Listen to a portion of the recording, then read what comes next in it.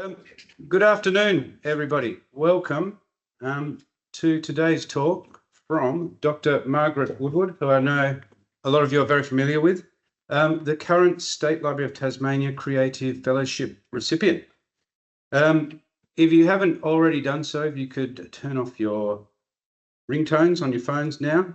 And before I introduce the presentation, I'd like to read to you Libraries Tasmania's acknowledgement of Tasmania's Aboriginal peoples. Libraries Tasmania recognises the deep history and cultures of the Aboriginal people of Lutruwita, Tasmania. We acknowledge Tasmanian Aboriginal people as the traditional and continuing custodians of the land, waters and sky. We pay respect to the elders past and present who hold the memories, traditions, culture and knowledge of country.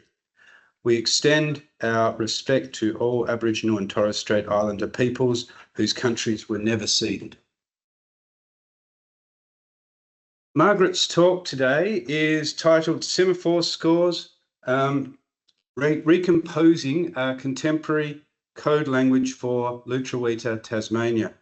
I'm very excited to be introducing Margaret today. Over the last months, she's been engaging extensively with the library's collections, the archives collections, as well as visiting a lot of other institutions around town to look at material that they hold.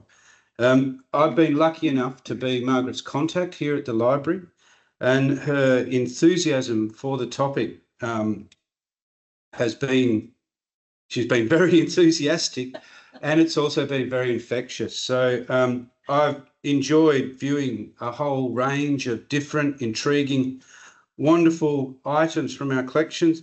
Just one that I was really impressed by that we pulled out was a chart of national standards and flags drawn by a guy called Edward Murphy by hand. And I mean, it's a stunning piece of work. I recommend having a look at it. It is digitized, but having a look at the original is pretty good.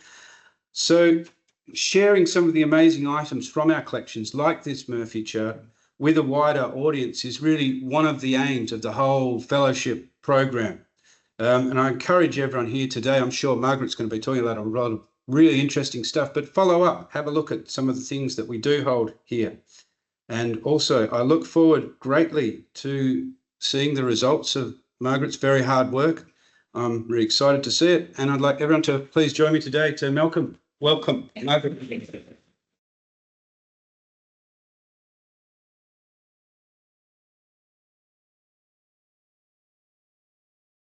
Thanks, Alex, for that very generous introduction.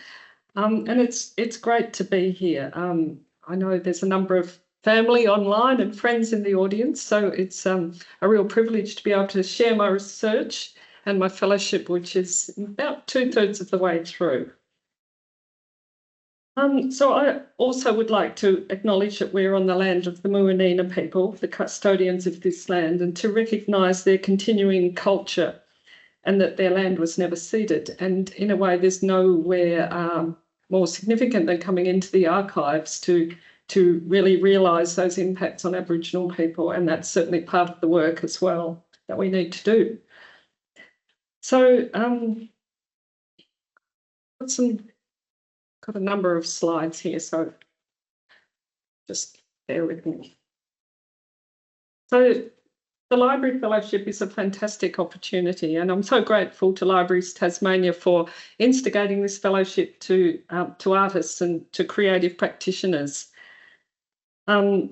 It's a year-long opportunity. As I said, I'm about 2/3 of the way through, and already I'm, deeply immersed in this. And so today I'm going to be talking about how research through creative practice is undertaken, and that's certainly my own practice, and how what I've uncovered connects with my own family history. Just lost the mic. Can you hear me? Anyway, I've got some sound trouble.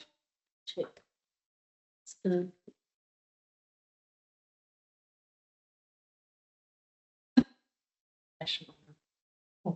How does that sound? Is that better? Yeah, good. Replace the batteries real quick.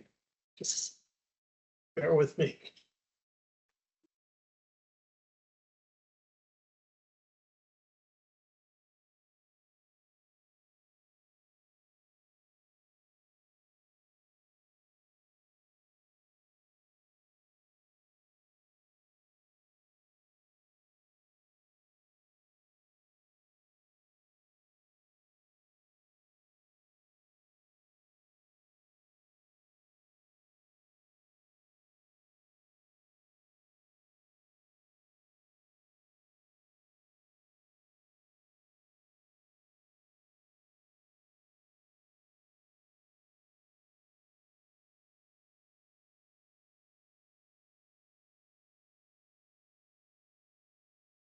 Right? How's that? Yeah.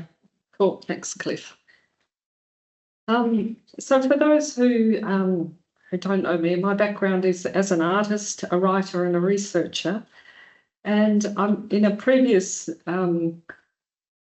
life, I've also worked as an archaeologist assistant, and I studied geography, which included, looking very closely at mapping. And I feel like this project, Semaphore Score, is drawing on all those experiences, and it's a project that feels like it's been building for a lifetime. So it's a real pleasure to be able to sort of bring it to fruition, to have this year-long time to dig deeply into the archives and do that with an open mind, thinking that you're going in one direction, looking for one thing, and inevitably you find a whole lot of other things along the way. I often think of this research process as akin to going prospecting or divining, where you think you might be looking for one mineral, but of course you find other things in the process, and to have your divining rod at hand to find those sparkling, glimmering things that really take your eye. And that's certainly been the experience of not just this project, but previous projects that have led towards this one. And I'm going to just touch on those briefly to give you an understanding of the background or the gateway through which I've arrived at this project. I thought I'd just start today's presentation with a quote from the late Ross Gibson, who was a friend and a mentor and an incredibly gifted writer and artist himself. And he did a lot of work in the archives. He passed away last year, but he did a lot of work in the archives because he saw the archives as a place where there was ready-made material to go in and to draw out and to compose with. And I feel like because Ross has been a friend and a mentor, I have Ross in mind, kind of looking over my shoulder as I've proceeded. So this is Ross in a conversation with Maria Tumarkin at ACME in 2021. And Ross was previous, I think he was the first director of ACME. So Ross is saying, I think that's what archives are there for. They are there for you to dip into, pull something out and put it on a hook, and then go back into the archive and pull something else up, and pull up 100 things, and see if any of those 100 things need to be together. And not because they were once in the past together, but because by bringing them together, something good happens. And so that you're constantly reaching into things that have a kind of a gleam to them. They're glittering for you for some reason. And you think, oh yes, I must pull that out. And then they really start to have value. When they start to have systematic relationships amongst them, rather than them just being good in and of themselves, each one being good in and of itself. And I think that's what I've been trying to do with this research, is I go in, I find things, and I'm trying to make some kind of coherent, systematic relationship between all of these things. So let's begin. So the object, if you like, which drew me into this project is the Port Arthur Semaphore Code Dictionary from 1868. And I'll be talking about this in more detail, but this is just an image of its cover. It's about this big. It belongs to what's called the Memory of the World, which I just think is a beautiful designation to objects in the archives here that have been given that UNESCO designation as objects of significance. And many of the convict records and the records associated with Port Arthur are part of that Memory of the World. This is the insides of it. You can see just on the right-hand side, very faintly, some diagrams of signals, signal arms that were part of the signal stations. I'll be talking about them in more detail too.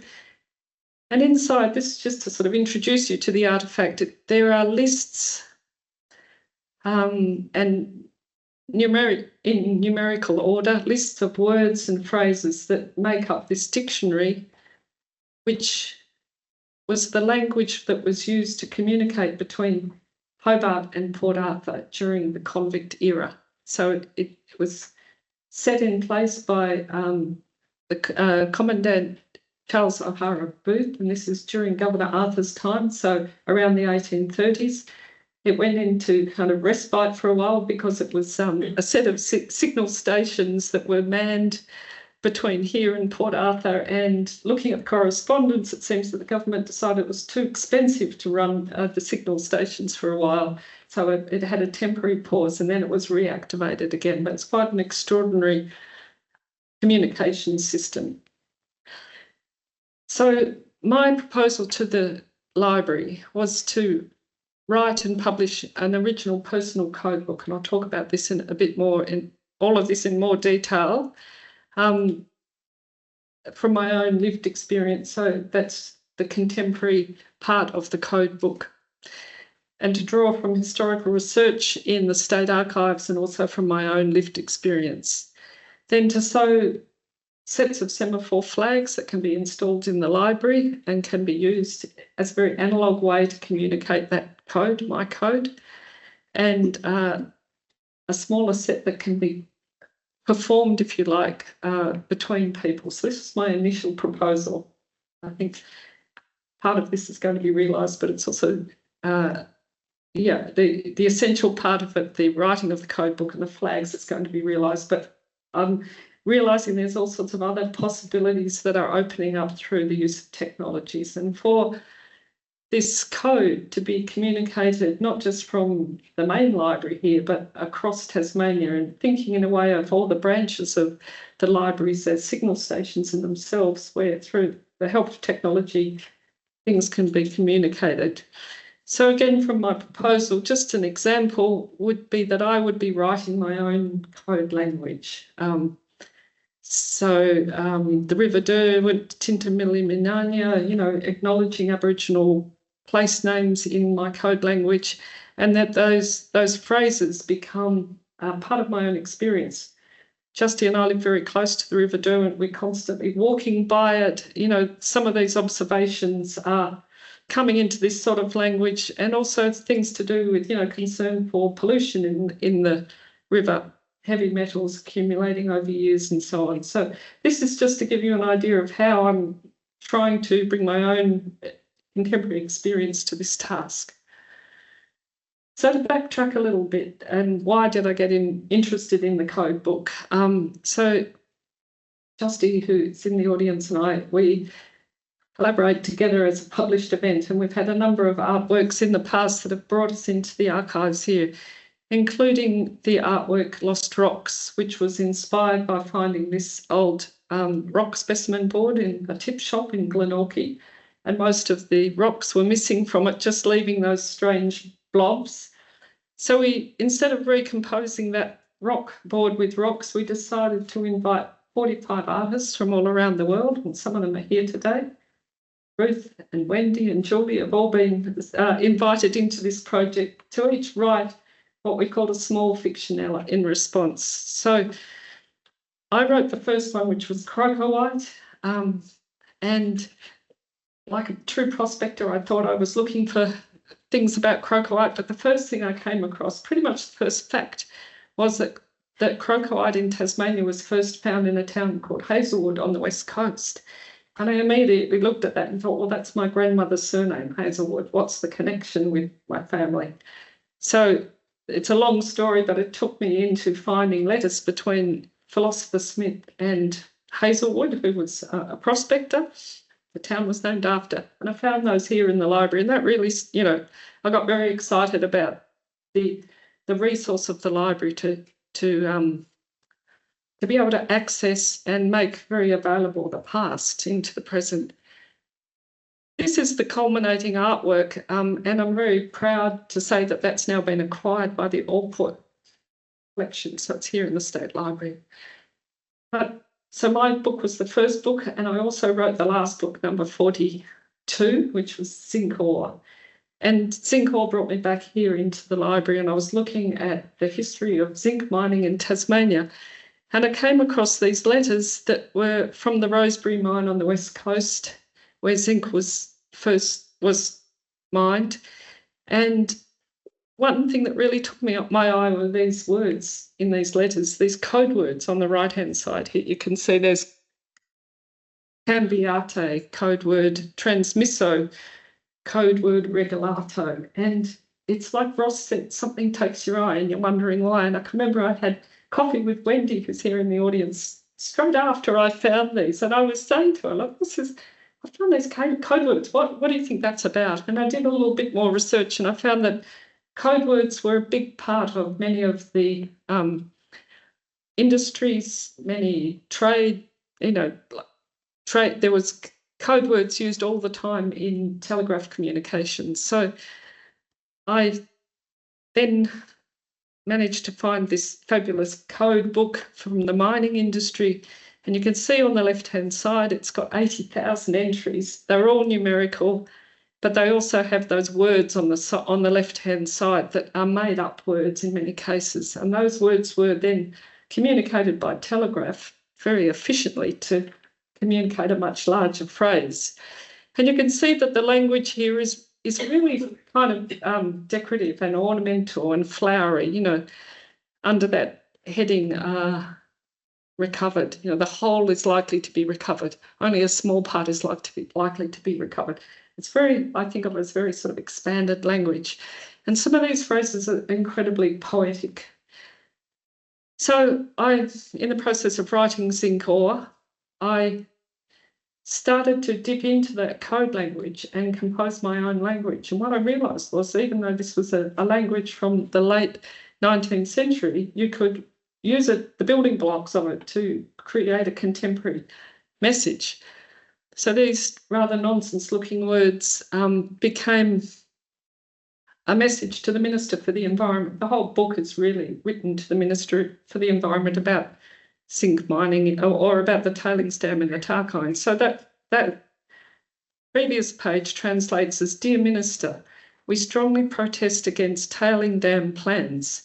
It will be necessary to throw aside obligations to miner-like interests. Sometime in the near future, we are anxious for an interview. So I could compose that very precise message from the mining code book. This Eintauchen Einschlag translates as, you could not do any good if you were to come home worn perfectly hollow. So this idea of using another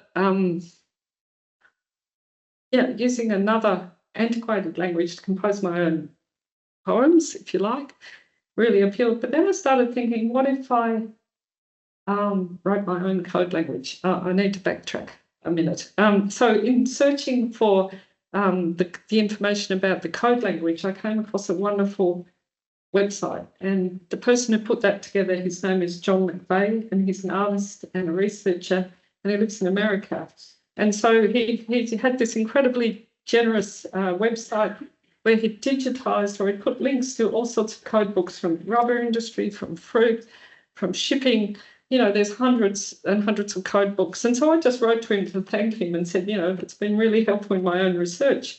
And he wrote back and he said, I noticed you're in Tasmania. Did you know there's a code book from Port Arthur in your state archives?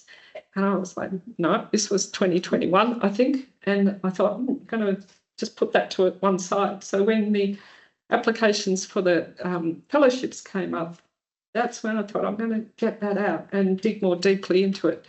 So it became the kind of hook into the archives. I'm really grateful for John for that.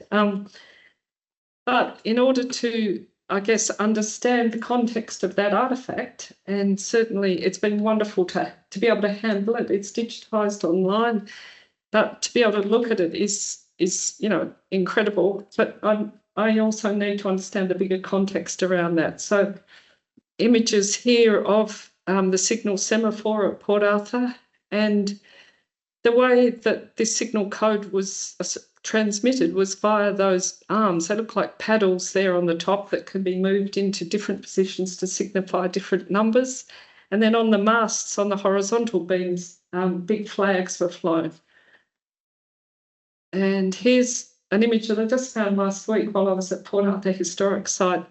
And this is from the State Library of Victoria, but it shows that the Semaphore station at Port Arthur was actually built from a huge, massive tree. It's like 25-metre high tree that had been felled, and it had these series of platforms and ladders built. And there's commentary from various people saying how it was really, it was kind of scary going up there and transmitting the messages. And it was painted black, which is also, another beautiful stark image, and it was burnt, so it's no longer there. And you can see it over on the horizon there on the kind of middle to left of that image there at Port Arthur. It's up behind the penitentiary on the hill. There's a small kind of replica one there now. And these drawings show what the signal station huts would have been like. So each signal station had a signal man and a constable stationed there. They were responsible for transmitting the messages, and these little weatherboard huts were where they lived and worked. This map I also just found last week. It's a map of the Tasman Peninsula, and I'll show you some details from it because it's very beautiful. On the top there's the legend. It's got all the signal stations marked, roads and tracks, and then it's also got places where absconders have been apprehended. So it's a serious kind of artefact in trying to, piece together the places where these semaphore stations were. This diagram shows a little bit, this is from 1873, a bit more clearly how those messages would have come from Hobart to Port Arthur. But within the Tasman Peninsula, there was also an internal semaphore system. And you can see there one prisoner, one messenger. So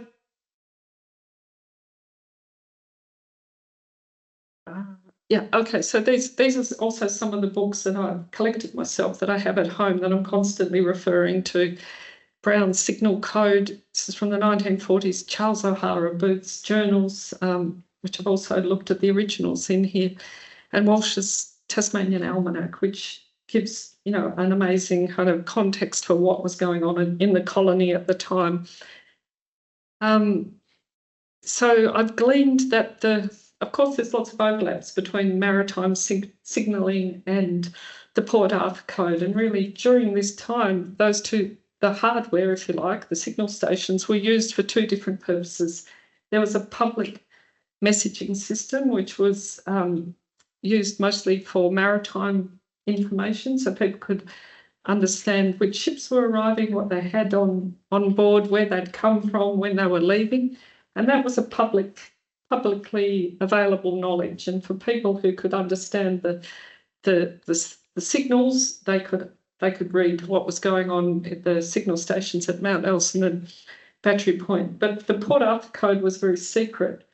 So, and it has a connection to maritime signalling, which is a very sort of complex, skillful, set of skills that people need to do that. So for Port Arthur, they had to kind of really strip it down and make it very simplified and very easy for people to understand. And also because it was staffed by convicts who were the trusted convicts who could be stationed at the signal code, many of those convicts, they would have had to be able to be literate and numerate, but it had to be very kind of, I suppose, in a way, simplified. So I've been trying to sort of figure out the connections between these two systems of code, and especially in terms of writing my own code.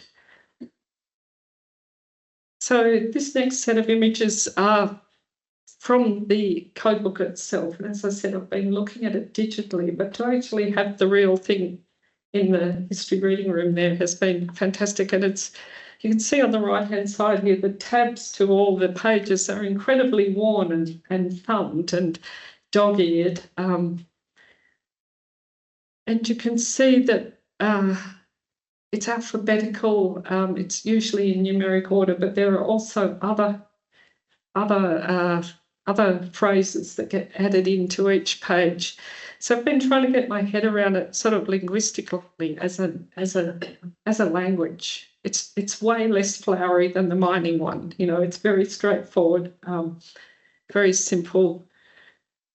So there are, there are all sorts of groups of words in there. There's lists of goods, there's lists of place names, there's lists of personnel. It's a very military document, so there's a lot to do with prison management, a lot to do with the movement of people. It's a lot to do with the whole workforce of, thousands of convicts who are working on the Tasman Peninsula. And it was a really important management tool to be able to talk about who was being sent where, what was arriving, and of course security is a big part of it as well. But if you read through it, there's so many words in there that are common and current and can, as I mentioned before, can be reactivated and reanimated into this contemporary language. It's calligraphically beautiful. It's got these gorgeous headings. Sometimes you find an odd thing like just a one-page a word like ozone, and so immediately I think about ozone as one of those words that has a different kind of meaning for us now when we think about greenhouse gases and climate.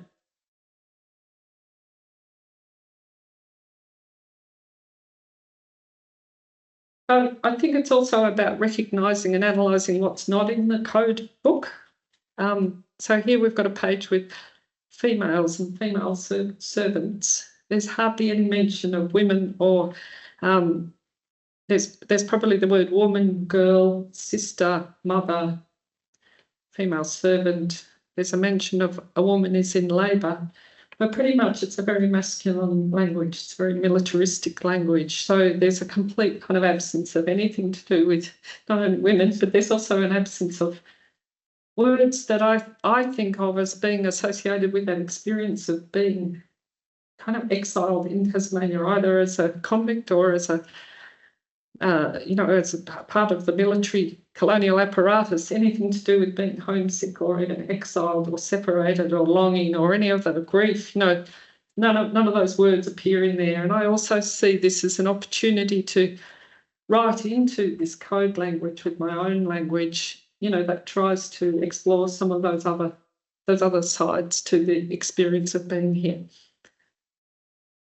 So there's lists of things listed as words, but there are also phrases, very troublesome and dangerous characters.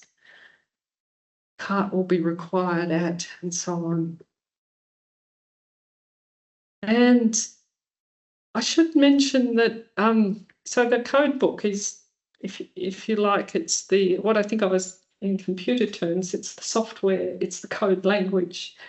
And the signal stations are the hardware, that's the way things are communicated. But there's no record of the content. There's no record of any of the logbooks that were kept. They had to keep them meticulously to record the messages and the communication. Apparently, according to Masters, who wrote a really beautiful little book in the 1970s, he says that all those code logbooks were tipped into the sea at Port Arthur after Port Arthur finished. We've just got to sort of speculate about why that might have been, probably for confidentiality. Maybe it's just to kind of completely eliminate any record of what went on in Port Arthur. So there's no record. And in a way, I find that a very appealing invitation as an artist and a writer to write into that absence. It's a bit like the Rockboard writing, writing into what's not there. But what I have found in the code book is this list of numbers, which to me is probably the first or only record that I've found of a message being communicated. And one of my big tasks for this first 6 months has to be to sit down and transcribe the Port Arthur dictionary. That's 3,000 entries. So I've just come to the end of that a couple of weeks ago, where I'm using a Word document. I've written all the words down and all the numbers. So I'm now in the position to be able to search a bit more easily to decipher some of these numbers. And, I was hoping I was going to find this really sensational message. But, of course, that isn't what happened. But I've got about 50% of those words deciphered. So, for instance, 2707, that first one on the top there, that means sailed during the night. The next two down, number 66 is arriving, and then at. Number 6, Signal Hill. 38, allowing, allowances, and so on. There's other words in there, doctor, propose, afterwards, and so on, but I certainly haven't been able to decode all of that. And I think also there's often an element of encryption. So sometimes those numbers are to be read, might be 3 entries down into the code book to make sense of them. So that's a work in progress. But then the other fantastic resource that Alex found, and I must say it's been wonderful, equally wonderful working with Alex and his enthusiasm. He's finding all sorts of things and bringing them to me, is this other code book, which isn't digitised, but it has a whole set of instructions in it. And it's a similar thing, it's a handwritten code book, but this one's way more decorative. It's got all the instructions on how the signals were used, and it's got these wonderful diagrams that show, the little hut on the left there, and then on the right, the signal stations and the coded numbers for those ones. And whoever has put it together has really gone to town with, making a really beautifully calligraphic, decorative thing. But it's all the same. It's got exactly the same code language. But when you think about it, if all these stations existed, there needed to be numerous copies of the code book, and they were all handwritten. So this shows, diagram-wise, how those numbers would be communicated. For instance, this one on the bottom right-hand side says not at home. It's number 593, and I've been making flags and testing the code, and for some reason that 5931 really appeals to me, this idea of not being at home. It's a sort of a fundamental concept, thinking about all those things I mentioned before about exile and dislocation. Almanacs have been another source of my research to understand the colony at the time. And, the almanacs were published privately. They were often in competition with each other. They held information about the calendar, but also about the weather and kind of facts and figures about the colony, but also some really, it's kind of a who's who of the colony. Who were the business people, who were the politicians, who were the power brokers in the colony? And so I see them as quite a political tool. There's also some really, disturbing and confronting descriptions of treatment of Aboriginal people in there as well. So the almanacs are incredible. Through some of these. But I think one thing that is consistent with then and now is this kind of preoccupation with the weather. So I find myself in the almanacs often looking at phrases in there to do with the weather and weather records as well, because they held all the information about rainfall, things to do with when to plant. But, there's some phrases down here that I'll read out. Before rain, swallows fly low, dogs grow sleepy and eat grass, waterfowl dive much, fish will not bite, flies are unusually troublesome, ants and other insects are very busy, and cattle of all sorts are uneasy. So as I'm going through these other artefacts, what I'm doing is I'm gathering up these kinds of phrases that take my eye, because I feel like some of those things are going to make an appearance in my own code book. So my own code book becomes not just my own writing, but it becomes a trace, if you like, of artefacts that I've visited during the fellowship, and they will all be acknowledged in there. So the code book becomes kind of a trail of breadcrumbs of my research. Flags have been another source of delight in terms of researching, and this is the big chart that Alex mentioned by Edward Murphy that looks like this. And you can see the size and scale of it. But Edward Murphy was a private, he was an ex-convict. And this is where the public code system was published, if you like. So these were big charts that would have been held in businesses and establishments in Hobart, so that the public could go down, they could look at the chart, They could look at the ships that had come into port, and they could understand through their system of flags what was on board, what port they'd come from, and all sorts of other information. I mean, they're beautiful things. There's 2 of them in the State Archives. There's another one in the Maritime Museum that we also had a chance to look at, and I think there's a couple in TMAG, and there might be one in the Mitchell Library. But you can see down surrounding that ship at the bottom, there are those little twig-like looking diagrams. They are the actual masts on the signal stations, so people could understand that, what was going on there as well. So anyway, it's a kind of a code book in a chart. So this is also interesting. That's a detail you can see a bit better, and you can also see the numbers and all the descriptions on the side and the port information. But this is public maritime code language. It's different from the Port Arthur one.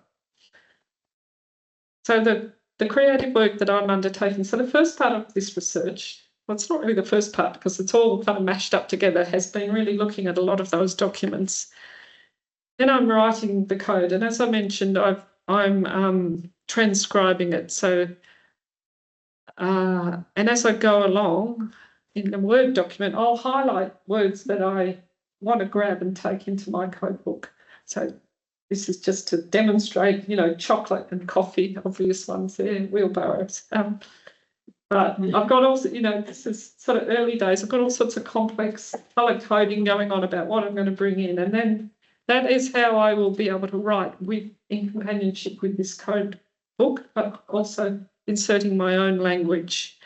So my own language, I've got a Word file that, again, I'm sourcing phrases that might come from an almanac, or they might just come from somewhere, some talk I've attended or my walks, or, like that entry there, Aurora, a few months ago. That was such an amazing experience. Of course, I want that to appear in there. There are these phrases like safe haven, beyond the fence was, a phrase that I heard at a threatened species symposium. Ideas about extinction, things that are vulnerable, so language, I guess, is my way into this work initially. The weather, you can see some of those phrases that I read out before. I'm capturing from my own code book, but it's also to recognise that where the Port Arthur code book, there are things to do with alarm about people absconding and so on. I think these contemporary alarms are different, but they're important to include in there. And one of my alarms is about climate, is about loss of species, about damage to forests, about our destruction of the environment. So, to sort of try and keep that same structure, if you like, about alarm, but replacing it with other issues. And it's not to cover over those layers of history that were in there, but it's, as I said before, it's to somehow reanimate and reactivate those things and bring them into the present. And again, I'm hearing Ross's voice say, that the past is very accessible to us, and the working in the archives and reworking these things is a really important way to make that past very accessible, and to not just settle for the stories that we've been told through some of the things that we find in the archives, but to revisit that material and recompose it and bring it out in a different light.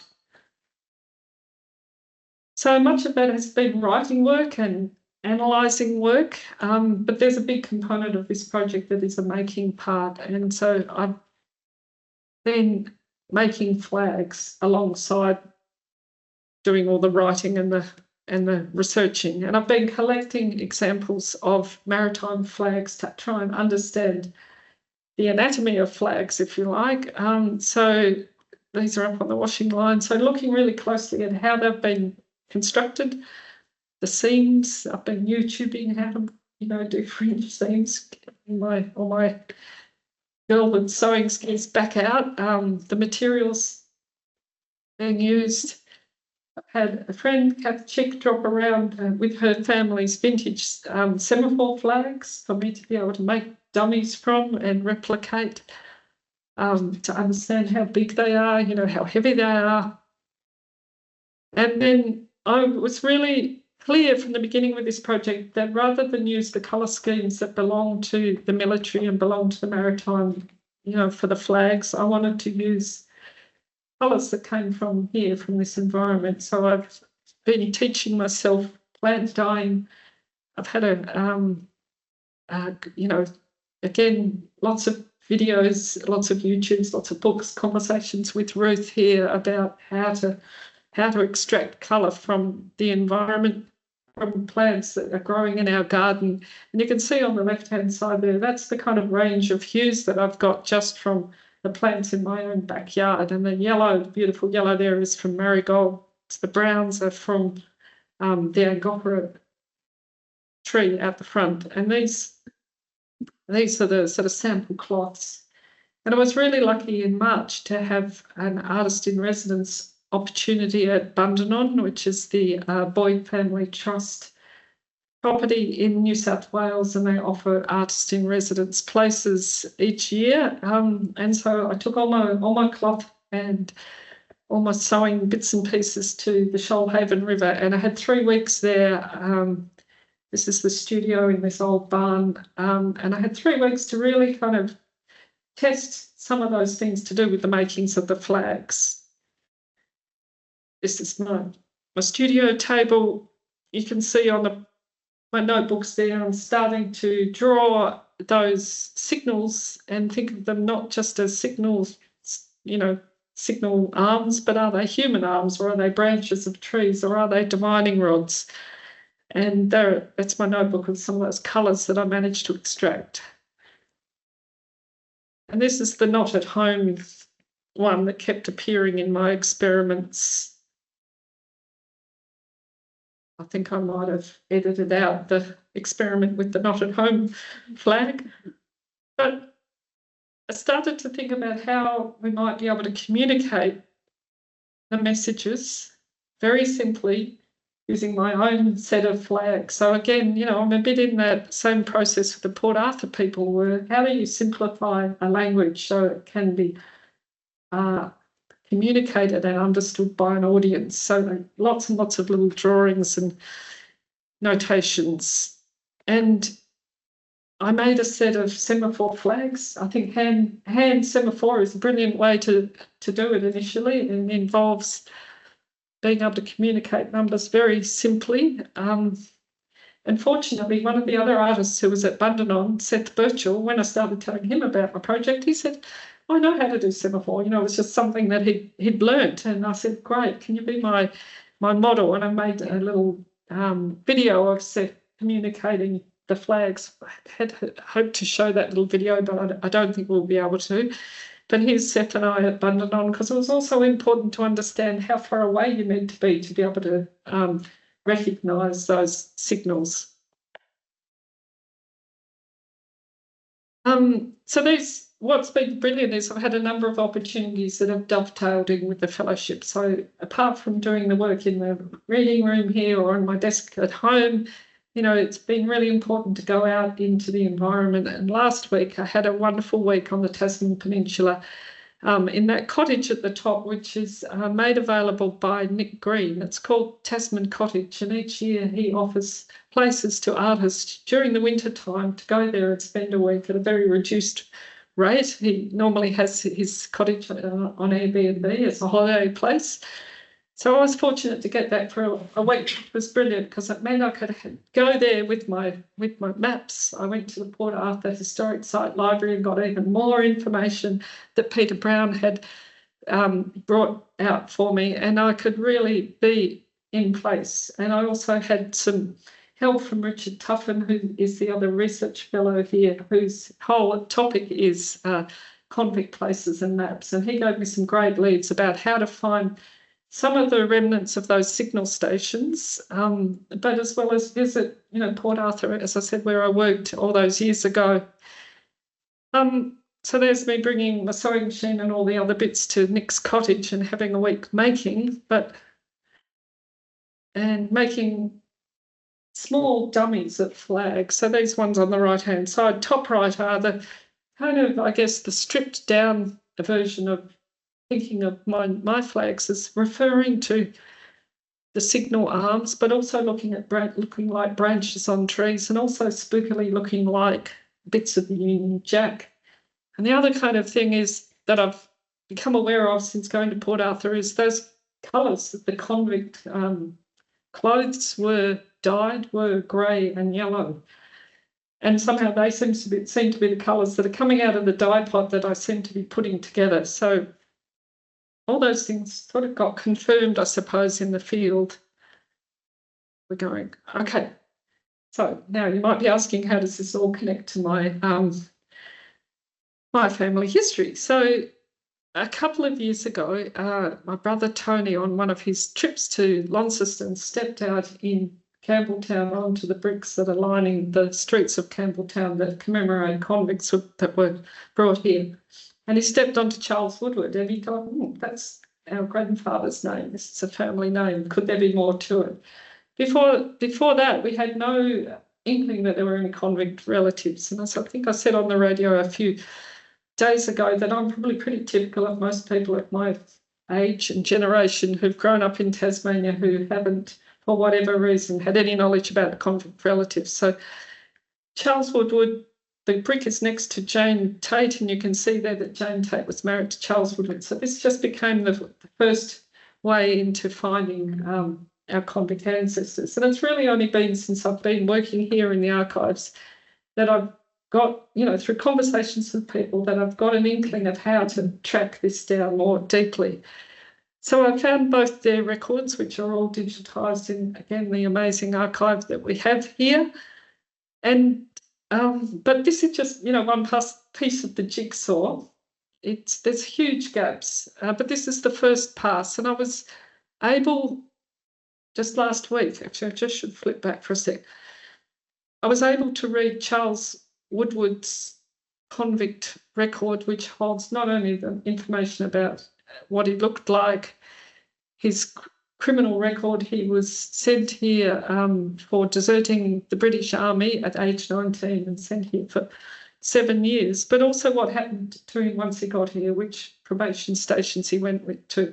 And this also came out of a conversation with Richard Tuffin, who said, yeah, look at that record, you'll be able to see where he went. So I could read that he was sent to Lovely Banks, which is in the Midlands, the probation station there. This is around 1843. And then he absconded from there. So he's obviously he was an expert absconder, deserter.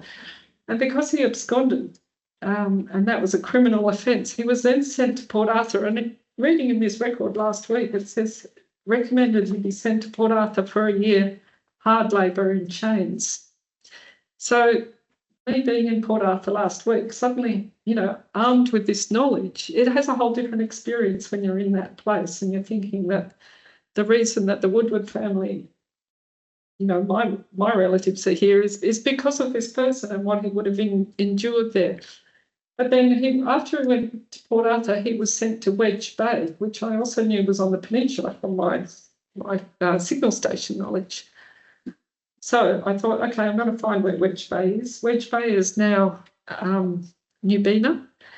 And then, very luckily, because I had that conversation with Richard, who has worked on a project with his colleagues from the University of New England, a project called Convict Landscapes, which is a mapping tool which maps all the convict sites, the probation sites all around Tasmania. And there were a lot of them.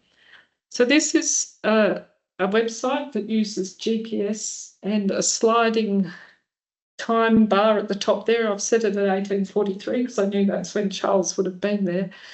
And it shows you where, on the right-hand side, you can see the PS, where the probation station was.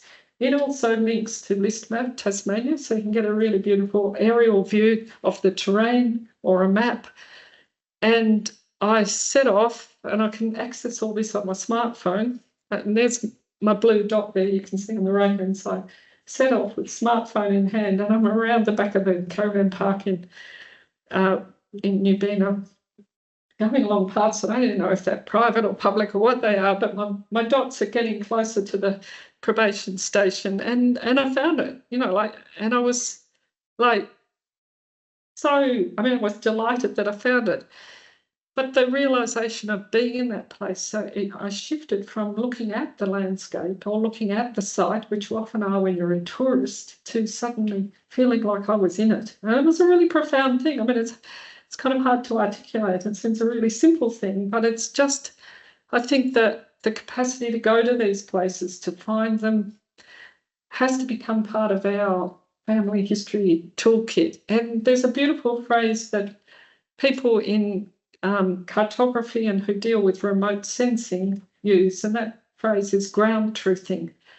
And that's the difference between looking at a satellite view and looking at the terrain and actually being down on the ground, you know, amongst the puddles and the dirt and the hills and all the undergrowth and overgrowth. And so I think of this process of going on the ground, not just as ground truthing to look at the physical terrain, but also somehow this recovering of history, recovering of, you know, truth-telling, recovering what knowledge we can about what actually happened in those places. So needless to say, ground truthing is up there in my code language book.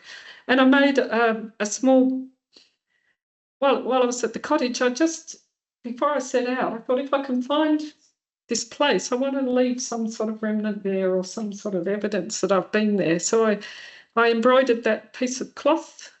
It says CW, Charles Woodward, 1843, and then me, MLW 2024. And I just took it there and pinned it up and videoed it. I was going to leave it there like a geocache thing, but I didn't. I brought it back with me. But it's, again, about recognising in a way to my ancestor that I've somehow found that place, and also recognising that, you know, those ancestors are never going to be the ones that appear in the almanacs only as statistics, as convicts. They're never going to be recognised in any other way. And, you know, even within my own family, they've not been recognised. So this also feels to me to be important work and a side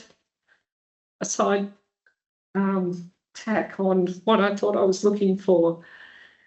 So that's the story so far. It's, of course, to be continued. We've got an Instagram account called A Published Event, and I'm publishing things regularly there. But yeah, I just want to thank everyone for coming today and for the people online as well. And I'm happy to take any questions if anybody has.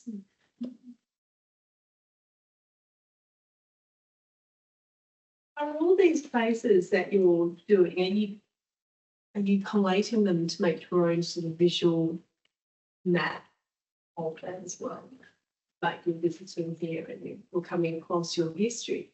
Are you sort of like making that as a map? Yeah, that's yeah, I think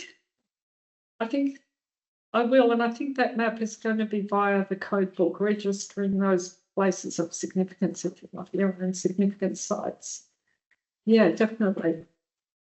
And I think also because this year, you know, this wonderfully funded year has been enough to be able to write the code book and make the flags, that's kind of that part done. But I see the next phase of it, which is the performance of the work and going into the places and using the flags to signal also from buildings like the library. But I think I see that as the really exciting part, is what happens when you hand over the code system to an audience who can then use it. And I think that has the capacity to be mapped as well. And I think there's lots of iterations of this project, but I'll be very happy if I can just get the kind of fundamental bits done this year. Yeah.